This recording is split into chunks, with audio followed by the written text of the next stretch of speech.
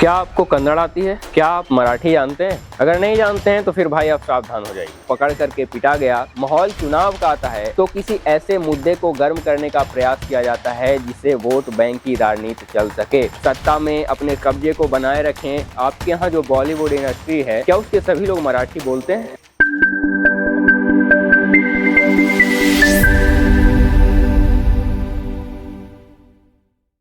क्या आपको कन्नड़ आती है? क्या आप मराठी जानते हैं?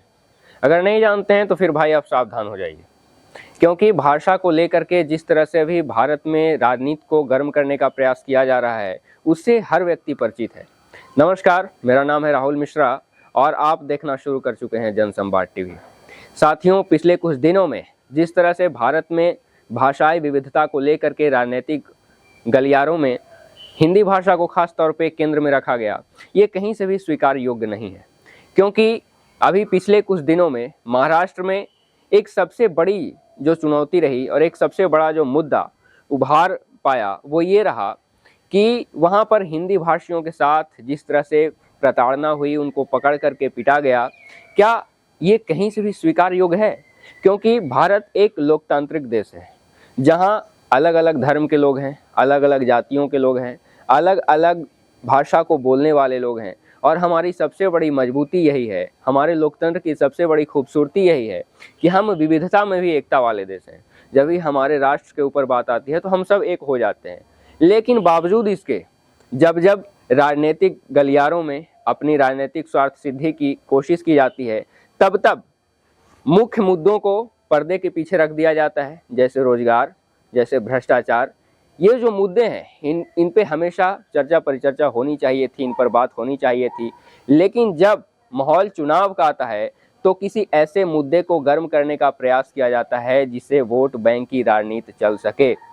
महाराष्ट्र में हिंदी भाषियों के साथ जो अत्याचार किया गया, इसका मैं घोर विरोध करता हूँ, क्योंकि ये भारत सबका है और यहाँ पे सबको रहने का अधिकार है, सबको जीने खाने का अधिकार है और हर व्यक्ति हर जगह पे हर राज्य में जाकर के अपने रोजगार की तलाश कर सकता है, वहाँ पर जो है कमा खा सकता है। लेकिन महाराष्ट्र में आप सब जानते होंगे कि कुछ समय पहले ही एक फैसला महाराष्ट्र सरकार के द्वारा लिया गया कि कक्षा 1 से लेकर के कक्षा 3 तक के विद्यार्थियों को जो है वो हिंदी भाषा सिखाई जाए। अब इस फैसले के विरोध में महाराष्ट्र की विपक्षी सरकार जो है वो खड़ी हो गई और उनका कहना था कि हिंदी भाषा को हमारे ऊपर जबरन थोपने का प्रयास किया जा रहा है और ये जो फैसला है वो महाराष्ट्र की संस्कृति के ऊपर, महाराष्ट्र की परंपरा के ऊपर खतरा है।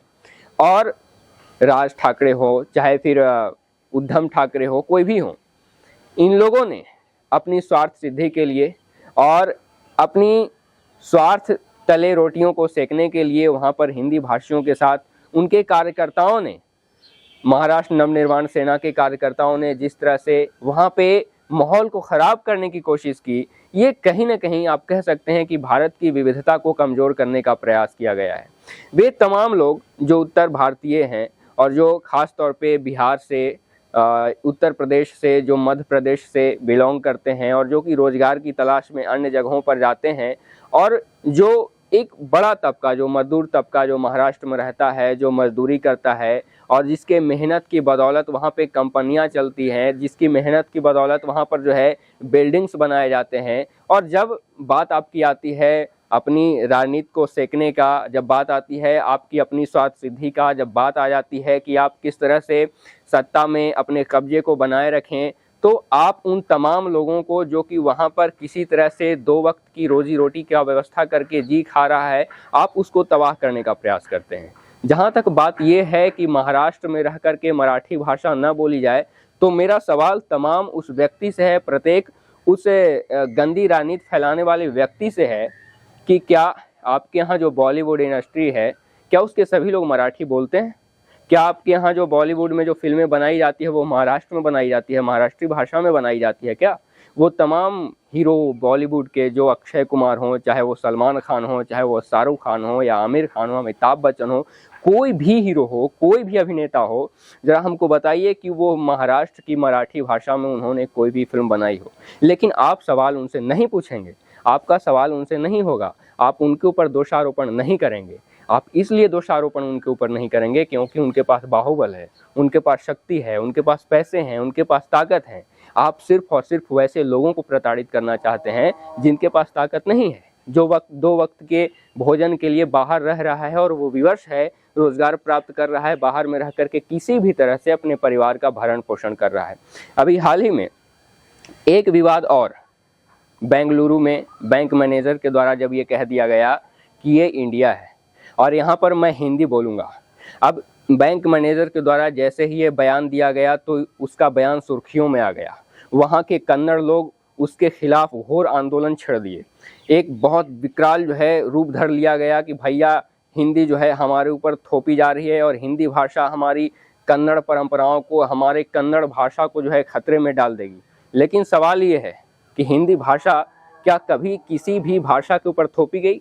क्या हिंदी भाषियों ने कभी भी किसी परंपरा या संस्कृति के खिलाफ कोई आंदोलन छेड़ा? क्या हिंदी भाषियों ने कभी भी किसी की भी संस्कृति या परंपरा या मान सम्मान के ऊपर ठेस पहुंचाने का प्रयास किया? तो आपको जवाब यही मिलेगा कि नहीं, हिंदी भाषियों ने कभी भी अपने भाषा को किसी के ऊपर थोपने का प्रयास नहीं किया। लेकिन राजनीतिक माहौल को बिगाड़ने के लिए, अपने स्वार्थ को साधने के लिए और स्वार्थ के तले राजनीतिक रोटियों को पकाने के लिए, सेकने के लिए, जो है सत्ता के ऊपर अपना कब्जा करने के लिए देश के माहौल को लोग बिगाड़ते हैं और देश के माहौल को बिगाड़ करके किसी भी तरह से अपनी स्वार्थ सिद्धि करने का प्रयास किया जाता है। फिर भी इतने आंदोलनों के बावजूद, इस तरह के माहौल के बावजूद कहीं ना कहीं एक उम्मीद ज़रूर है, एक आशा ज़रूर है कि हम विविधता में एकता वाले देश हैं। हम आने वाले दिनों में इन गंदी राजनीति को समझेंगे और ये होना भी चाहिए। हमारा देश और हमारा संविधान हर व्यक्ति को अधिकार देता है। हमारे पास ये अधिकार है कि हम कोई भी भाषा बोलें। हमारे पास ये अधिकार है कि हम देश के किसी भी राज्य में जा कर के रोजगार की तलाश करें। और ये हमारी संस्कृति की खूबसूरती है कि हमारे यहाँ इतनी विविधता है, जहाँ खान पान अलग है, जहाँ वेशभूषा अलग है, जहाँ धर्म अलग है, विविधताएं इतनी मतलब प्रखरता के साथ हैं, जहाँ पे हर व्यक्ति हर तरह से अलग है। विचारों की जो है आप कह सकते हैं कि विचारों की जो है विविधता है। इसके बावजूद भारत मजबूती के साथ विश्व मंच पर खड़ा रहता है क्योंकि हम सब ने हमेशा से एक दूसरे का सम्मान किया, हमने हमेशा से एक दूसरे के धर्मों का सम्मान किया, हमने हमेशा से एक दूसरे की भाषाओं का सम्मान किया और यही हमारी खूबसूरती है।